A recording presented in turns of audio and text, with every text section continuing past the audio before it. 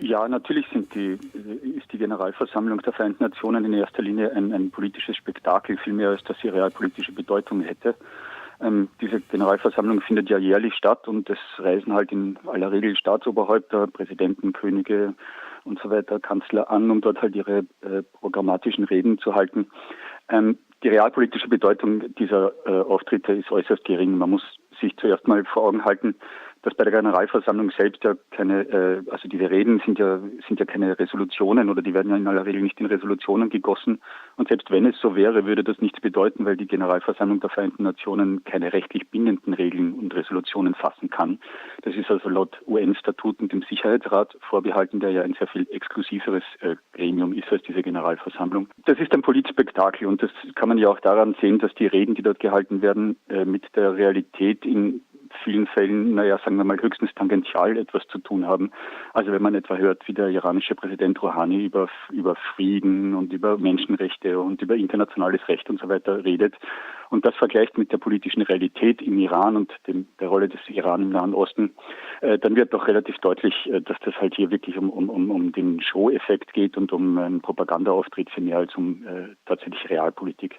Jetzt, wo Sie jetzt schon gerade den iranischen Präsidenten Rouhani angesprochen haben und seine Rede, in Ihren Büchern, die Sie geschrieben haben, beziehungsweise die Sie immer noch schreiben, der eine Titel heißt ja schon hat ja den prägnanten Titel, die Vereinten Nationen gegen Israel.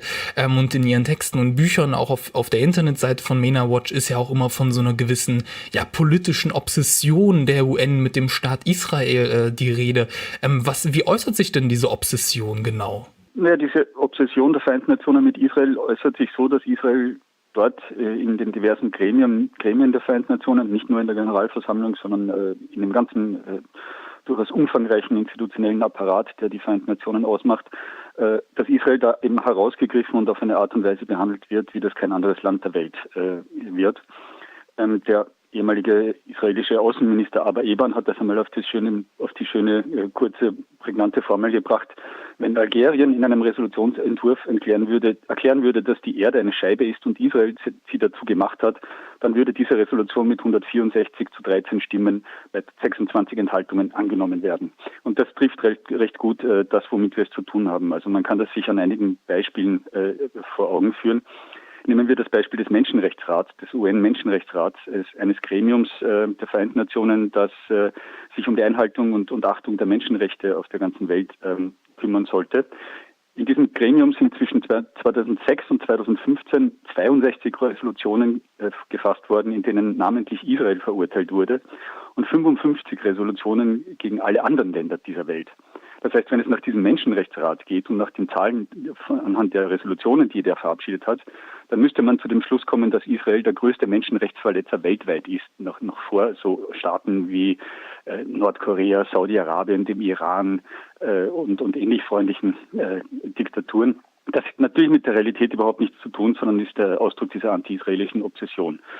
Ein anderes Beispiel, die UNESCO hat, die bei den Vereinten Nationen für Bildungsfragen zuständig ist, hat zwischen 2009 und 2014 insgesamt 47 Verurteilungen eines spezifischen Landes wegen Verstoßes gegen UNESCO-Grundsätze beschlossen.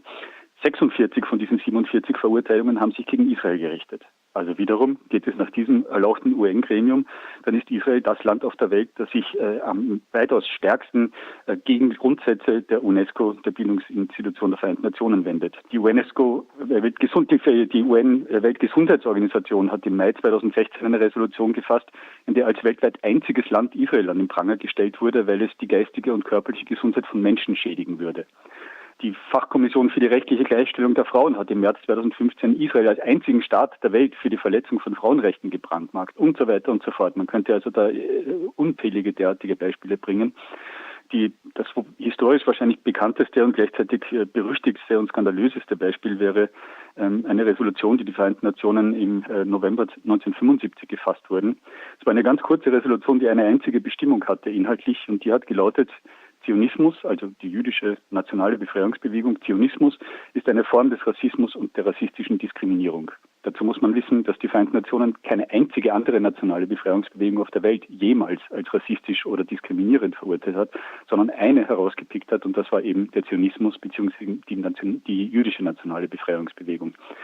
gibt bei den Vereinten Nationen eine Obsession, die sich in den Beschlüssen niederschlägt, die sich in den Gremien niederschlägt, die sich seit Mitte der 70er Jahre auch institutionell festgesetzt hat. Also es gibt eine ganze Reihe von Organisationen, die keinen anderen Zweck haben, als Israel an den Pranger zu stellen und Israel zu verurteilen. Und nichts Vergleichbares gibt es im Hinblick auf irgendein anderes Land der Vereinten Nationen. Es ist, ja, also wie Sie das gerade erzählt haben, es ist wirklich sehr schon fast, also es ist so eine Mischung aus erstaunlich und erschreckend irgendwie ein Stück, weil ich habe auch gerade noch mal eine Grafik mir aufgerufen, die Verurteilungen des UN-Menschenrechtsrats nach Ländern 2006 bis 2015. Da hat wurde 61 Mal durch den UN-Menschenrechtsrat verurteilt und Nordkorea 8 Mal. Also es ist schon sehr, sehr merkwürdig irgendwie, als ob Israel jetzt ein schlimmerer Staat wäre als Nordkorea. Aber was sind denn diese Gründe für diese Obsession? Also warum fokussiert sich denn die UN so stark auf einen Landstrich, in dem weniger als 10 Millionen Menschen leben?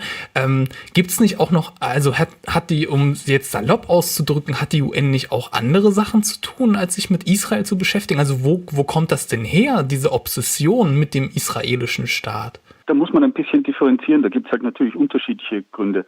Also es gibt zum einen natürlich eine Gruppe von Staaten, allen voran die arabische Staatenwelt und wenn man das in ein bisschen weiteren Kreis fasst, dann auch die islamischen Staaten, die in der Organisation der Islamischen Konferenz zusammengefasst sind, die eine der machtvollsten, wenn man so möchte, Blöcke innerhalb der Vereinten Nationen sind. Die wenden sich halt aus grundsätzlichen Gründen gegen den Staat Israel. Die akzeptieren dessen Existenz nicht, mit ganz wenigen Ausnahmen, sprechen dem Staat Israel jegliche Existenzberechtigung ab und sind in vielfacher Hinsicht schlicht und ergreifend anti-israelisch und oft auch wirklich einfach antisemitisch motiviert, wenn man sich deren Reden und deren Einlassungen anhört. Dann gibt es andere Fälle, in denen man es mit einer, wenn man so möchte, absurden Form von Pragmatismus zu tun hat. Also Sie haben den Menschenrechtsrat erwähnt. Man muss sich vor Augen halten, der Menschenrechtsrat mit seinen knapp unter 50 Mitgliedern besteht zur überwiegenden Mehrheit aus Staaten, die selbst nicht frei sind. Also wenn man sich die aktuelle Zusammensetzung des UN-Menschenrechtsrates anschaut, dann stellt man fest, wenn man die Daten von Freedom House, einer Organisation, die sich eben um die Analyse und Bewertung der Freiheit in den Staaten weltweit kümmert, wenn man sich deren Daten hernimmt, dann kommt man eben zum Schluss, dass 44% der Mitglieder des aktuellen UN-Menschenrechtsrates als frei zu bewerten sind. Also das sind im Wesentlichen die westlichen Staaten. Und dann haben wir fast 24%, die nur als teilweise frei zu bewerten sind, darunter so Staaten wie Pakistan. Und wir haben immerhin fast 30%, die als nicht frei gelten, darunter Länder eben wie Afghanistan, China, Kuba, Ägypten, der Irak, Saudi-Arabien oder Venezuela, also lauter solche, wenn man so möchte, Menschenrechts-Champions wie Saudi-Arabien oder Kuba. Zusammen stellen eben diese teilweise freien und nicht freien Länder mehr als 50% der Mitglieder des UN-Menschenrechtsrates. Und dort hat sich eben einfach ein ganz praktischer, aus der Sicht dieser Länder zumindest, praktischer Modus eingerichtet. Sie haben sich alle darauf geeinigt, jeweils gegenseitig sozusagen sich nicht Menschenrechtsverletzungen vorzuwerfen. Sie machen sich gegenseitig die Mauer, falls sie unter Kritik geraten. Und alle gemeinsam stürzen sie sich auf den Westen im Allgemeinen, dem sie halt Menschenrechtsverstöße vorwerfen, und auf Israel im Besonderen. Das heißt, dieser obsessive Fokus auf Israel hat zum Teil auch damit zu tun, dass die größten Menschenrechtsverletzer sich sozusagen zu den größten Menschenrechtsverteidigern aufschwingen und damit eben sich selbst gegen ihre Kritik immunisieren wollen. Und dann gibt's, man kann natürlich auch fragen, viele dieser Beschlüsse würden nie zustande kommen, wenn nicht auch viele westliche Staaten mitstimmen würden. Warum tun die das denn? Naja, zum Teil tun sie das aus, wenn man möchte, grundsätzlichen politischen Überlegungen und zum Teil tun sie es einfach aus Opportunismus. Stimmen mit im Menschenrechtsrat beispielsweise mit so Ländern wie Saudi-Arabien, dem Irak, Kuba, China und so weiter. Stimmen kann man leicht abgeben, Resolutionen kann man leicht verabschieden, die bedeuten nicht viel, sie schaffen aber zumindest Wohlwollen bei einigen Ländern, mit denen man ökonomisch eng verbunden ist und auf die man ökonomisch angewiesen ist. Also ich denke, es gibt da nicht einen Grund oder einen ausschließlichen Grund für diese Israel-Obsession. Es gibt ein breites Spektrum von Gründen, das von Antisemitismus auf der einen Seite bis zu Opportunismus auf der anderen Seite reicht.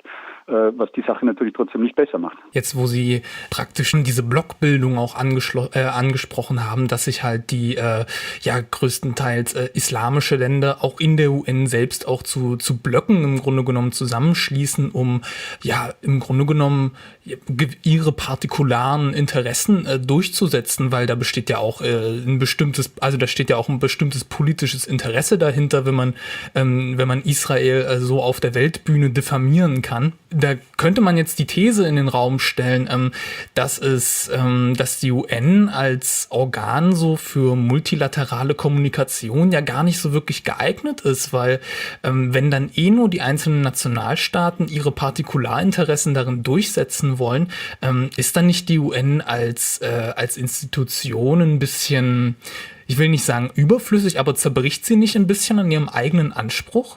Ja, selbstverständlich tut sie das. Und sie hat das allerdings, muss man dazu sagen, das ist keine neue Entwicklung, sondern sie tut das im Prinzip seit ihrer Gründung nach dem Zweiten Weltkrieg. Die UN sind ein seltsamer Gegenstand, wenn man das so nennen möchte. Sie sind insofern seltsam, als es kaum eine Organisation weltweit gibt, die einen so guten Ruf genießt auf der einen Seite, während sie auf der anderen Seite an ihren eigenen Ansprüchen so nachhaltig gescheitert ist, wie sie das eben seit mehreren Jahrzehnten tun. Dieser gute Ruf rührt zum Teil daher, dass es immer so diese idealistische Vorstellung gibt, dass die UN so etwas wie das Parlament der Nationen wären. Und so wie es halt in den Nationalstaaten Parlamente gibt, in denen halt Interessensausgleich und politische Willensbildung stattfindet, so gäbe es halt auf internationaler Ebene diese Institution der Vereinten Nationen. Nun muss man dazu sagen, die Vereinten Nationen sind natürlich kein demokratisches Parlament. Der Großteil der Mitgliedsländer der Vereinten Nationen sind Staaten, die in ihren eigenen Grenzen von Demokratie, Menschenrechten, politischen Freiheiten und Ähnlichem überhaupt nichts wissen wollen und die Hölle tun würden, um sich um der sozusagen internationalen Gemeinschaft ein Mitspracherecht oder eine Einflussnahme im eigenen Land zu ermöglichen. Die Vereinten Nationen haben den Anspruch, den Weltfrieden und die internationale Sicherheit zu wahren. Man kann ganz nüchtern feststellen, dass es den Vereinten Nationen seit ihrer Gründung im Grunde kein einziges Mal geglückt ist, wirklich einen Krieg zu verhindern oder auch nur einen Krieg zu beenden, der nicht auf anderen Ebenen schon sozusagen zu einem Ende geführt worden wäre. Es gibt eine der Grundaufgaben der Vereinten Nationen, die schon in den Grundsätzen der Vereinten Nationen in der Charta festgeschrieben sind, ist die Förderung der Achtung von Menschenrechten und Grundfreiheiten, unabhängig von Rasse, Geschlecht, Sprache oder Religion.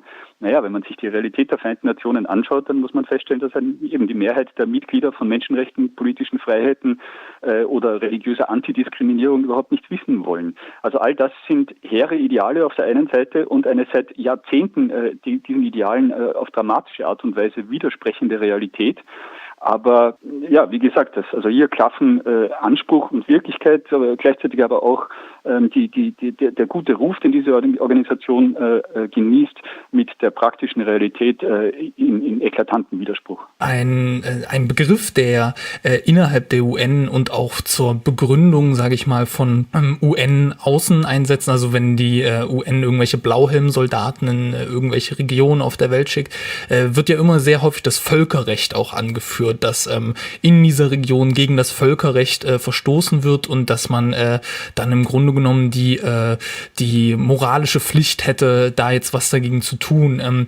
Jedoch gibt es ja auch sehr, sehr viele Leute, also auch sehr viele Juristen und so, die den Begriff des Völkerrechts ja sehr, sehr kritisch sehen. Wie würden Sie das denn sagen? Ist der Begriff des Völkerrechts ein Begriff, auf den man sich eindeutig beziehen kann, oder ist das ein zu schwammiger Begriff, als dass man ihn jetzt für solche Begründungszusammenhänge heranführen sollte? Naja, also wenn es um Interventionen geht, wie Sie sie angesprochen haben, muss man natürlich klar sagen, dass die Berufung auf das Völkerrecht natürlich einfach den jeweiligen politischen Interessen dient. Wenn es den eigenen politischen Interessen entgegenkommt, dann beruft man sich eben auf das Völkerrecht und macht sich selbst zum sozusagen Durchsetzer des Völkerrechts. Wenn es das nicht tut, dann interessiert man sich nicht dafür, was im Völkerrecht verankert ist oder verankert sein soll. Also wenn man sich Beispiele aus der jüngeren Vergangenheit vor Augen führt, die Europäer waren sehr lautstark, beispielsweise um gegen den amerikanisch geführten Irakkrieg 2003 zu protestieren und haben ihn als völkerrechtswidrig, als Bruch des Völkerrechts, als illegitimen Angriffskrieg und was weiß ich was alles denunziert. Die gleichen europäischen Staaten hatten nicht das geringste Problem 1999 während des Kosovo-Kriegs mit dem Bombardement von Serbien, der genauso auf keinerlei UN-Sicherheitsratbeschluss basiert hat, der genauso formal gesehen ein Bruch des Völkerrechts gewesen ist. Also da ist immer ein großes Maß an politischem Interesse involviert, wenn es darum geht, ob man sich jetzt zu Verteidigern des Völkerrechts aufschwingt oder nicht. Grundsätzlich muss man feststellen, dass das Völkerrecht in vielerlei Hinsicht einfach ein irreführender Begriff ist, als dieser Begriff Recht sozusagen in unserem assoziativen Denken mit dem nationalstaatlichen Recht in Verbindung gebracht wird. Und die meisten Menschen verstehen unter Völkerrecht etwas, was analog zum nationalstaatlich geltenden Recht zu denken ist. Nur dem ist nicht so. Es gibt, und das ist der wesentliche Unterschied, auf internationaler Ebene einfach keinen Souverän, der sozusagen über den Mitgliedsländern thront und über die Einhaltung des Völkerrechts, des sogenannten Völkerrechts, wahren würde. In einem Staat gibt es den Staat, der seiner eigenen Rechtsordnung Durchsetzung verschafft. Auf internationaler Ebene gibt es das nicht. Und die Vereinten Nationen sind auch nicht so etwas wie ein kollektiver Souverän, der so etwas erledigen könnte. Das heißt, das Völkerrecht in diesem Sinne ist mit einer nationalstaatlichen Rechtsordnung nicht zu vergleichen. Das Recht, von dem hier die Rede ist, um es vorsichtig zu sagen, zumindest von äußerst anderer Qualität, als es nationalstaatliches Recht ist. Praktisch gesehen ist die Berufung auf das Völkerrecht eben immer von politischen Interessen bestimmt. Und in vielen Fällen geht es halt darum, ganz praktisch, wenn man sich die Weltordnung ansieht, wie sie nun mal aussieht, dass eben besonders jene Länder, die selbst nicht sonderlich machtvoll sind, die weder über ökonomische noch über großartige militärische Ressourcen verfügen, dass die sich halt besonders gern auf das Völkerrecht berufen, um beispielsweise gegen die USA vorzugehen und die USA an den Pranger zu stellen für eine vermeintliche Missachtung des Völkerrechts. Also der amerikanische Historiker, Politikwissenschaftler Robert Kagan hat das schöne Beispiel gebracht, das ist wie mit Jonathan Swifts Gulliver, dem eben die Lilliputaner versuchen, mit ganz viel Seilen sozusagen am Boden zu fixieren, in der Hoffnung darauf, dass er sich da eben nicht losreißen und seine eigene offenkundige Macht einfach ganz schamlos ausspielen will. Das ist in Wirklichkeit so etwas, was man analog sozusagen auf der Ebene des internationalen Rechts sehen soll. Das internationale Recht, das Völkerrecht, ist ein Versuch, Staaten einzubinden und die staatliche Souveränität einzuschränken. Und das wird natürlich vor allem von Staaten in Stellung gebracht, die selber, wenn es um nationale Machtmittel geht, in vielerlei Hinsicht unterlegen sind. Also das Völkerrecht ist von ganz anderer Qualität als nationales Recht und in vielerlei Hinsicht ist es eine Illusion, die erzeugt wird mit diesem Begriff Recht, das halt immer ganz anders verstanden wird, als es die völkerrechtliche Realität ausmacht. Das war jetzt eine sehr, sehr intensive Kritik, sage ich mal, an der UN und am Völkerrecht. Aber deswegen sind wir ja auch hier. Aber so als letzte Frage, was würden Sie denn sagen, was muss denn mit der UN geschehen, dass sie eben nicht so sehr an ihrem eigenen Anspruch zerbrechen würde? Oder würden Sie vielleicht auch sagen, dass bei der UN dass da gar keine Hoffnung mehr besteht so richtig, dass man die eigentlich gar nicht mehr braucht? Oder kann man die UN in gewisser Weise reformieren? Also es gibt bestimmte Institutionen im Rahmen der Vereinten Nationen, die sind einfach nicht zu retten. Um ein Beispiel zu nennen, das in den vergangenen Wochen oft auch in Medien aufgetaucht ist, um das palästinensische Flüchtlingshilfswerk. Man muss sich vor Augen führen, es gibt auf der Welt sowas wie ungefähr 60 Millionen Flüchtlinge. Für 55 Millionen dieser 60 Millionen ist das UN-Flüchtlingshochkommissariat zuständig. Und dann gibt es aber noch 5 Millionen andere Flüchtlinge, das sind nämlich die Palästinenser. Die haben ein eigenes Flüchtlingshilfswerk. Ein Flüchtlingshilfswerk, das seit Ende des israelischen Unabhängigkeitskriegs im Grunde daran arbeitet, das Flüchtlingsproblem der Palästinenser aufrechtzuerhalten, anstatt es zu lösen. Das ist eine Institution, die einfach in dieser Form nicht rettbar ist, für die es keinerlei Legitimation gibt, die ganz im Gegenteil die Probleme eher prolongiert und verschärft, als sie zu lösen hilft. Etwas Ähnliches kann man über den UN-Menschenrechtsrat sagen. Der UN-Menschenrechtsrat in seiner heutigen Form ist ja schon sozusagen das Ergebnis des Versuchs einer Reform. Es gab den Vorläufer, das war die UN-Menschenrechtskommission, die eben 2006 dann ersetzt wurde durch diesen Menschenrechtsrat. Und diese UN-Menschenrechtskommission hat sich durch ihre skandalöse Einseitigkeit, durch die auch und vor allem natürlich, was Israel betrifft, dermaßen diskreditiert, dass der damalige UN-Generalsekretär Kofi Annan schon die Gefahr gesehen hat, dass diese Kommission das Image der gesamten Vereinten Nationen zu beeinträchtigen in der Lage wäre. Deswegen wurde die abgeschafft und dann wurde der Menschenrechtsrat ins Leben gerufen, der, wie man jetzt nach 12 Jahren seiner Existenz feststellen muss, um keinen Deut besser ist als die diskreditierte Menschenrechtskommission zuvor. Also das sind Organisationen, da gibt es meiner Ansicht nach nichts zu retten und so sehr ich mit Donald Trump wirklich nichts am Hut habe, die Entscheidungen der US-Regierung aus dem Menschenrechtsrat auszusteigen und dieses das Palästinenser Flüchtlingshilfswerk sozusagen unter Druck zu setzen, um dort Reformen zu erzwingen oder die Institution ganz abzuschaffen, das waren durchaus richtige Schritte bei aller Kritik, die man an Trump sonst haben kann. Allgemein gesagt, es gibt eine Reihe von Institutionen innerhalb der Vereinten Nationen, die durchaus sinnvolle Arbeit verführen. Die Frage ist, ob die unnotwendigerweise als Organe der Vereinten Nationen tätig sein müssen oder ob es, wenn es die Vereinten Nationen in dieser Form nicht geben würde, ob es nicht andere institutionelle Möglichkeiten und Organisationen geben würde, die die gleichen Arbeiten verrichten könnten. Wenn es jetzt um Nahrungsmittelhilfen geht, wenn es um Katastrophenschutz geht, um Katastropheneinsätze und so weiter. Die funktionieren ja auch in aller Regel über die Ressourcen der einzelnen Mitgliedsländer. Es ist nicht gesagt, dass es alle diese Organisationen nur deshalb nicht mehr geben könnte, weil es die Vereinten Nationen als organisatorischen Rahmen nicht mehr gibt. Die Vereinten Nationen als Institution, würde ich sagen, haben einen grundsätzlichen Widerspruch zwischen ihren Ansprüchen und ihrer Realität, die sich nun mal daraus ergibt, dass die Mitgliedsländer der Vereinten Nationen eben so beschaffen sind, wie sie sind. Dieser Anspruch ist nicht aufzulösen. Da werden auch großartige Reformen nichts ändern können. Es ist immer wieder von Reformen die Rede, beispielsweise was den Sicherheitsrat betrifft. Ich sehe nicht, dass die tatsächlich realistisch sind. Keines der aktuellen ständigen Mitglieder wird bereit sein, auf seine Vetomacht zu verzichten. Gleichzeitig wird keines dieser Vetomächte bereit sein, zusätzlichen Ländern die Vetomacht sozusagen auf den Präsentierteller vorzusetzen. Ich denke, man müsste in andere Richtungen denken. Man müsste versuchen, wenn schon, dann Staatenbündnisse auf die Reihe zu bekommen, in denen man nicht das Problem hat, dass eben mehr als die Hälfte aus Diktaturen und anderen, sagen wir mal, äußerst unsympathischen Ländern besteht. Oftmals wurden schon Vorstellungen wie etwa eine Allianz der Demokratien und Ähnliches in den Raum gestellt. Das ist bis jetzt noch nie über Denkansätze hinausgekommen, aber ich denke, das wären sinnvolle Möglichkeiten weiterzudenken. Am UN-System, so wie es jetzt existiert, läuft so viel falsch und gibt es so viele grundsätzliche Probleme, dass ich da wenig Hoffnung auf grundsätzliche Reformen und die Erfolgversprechen der Reformen setzen würde.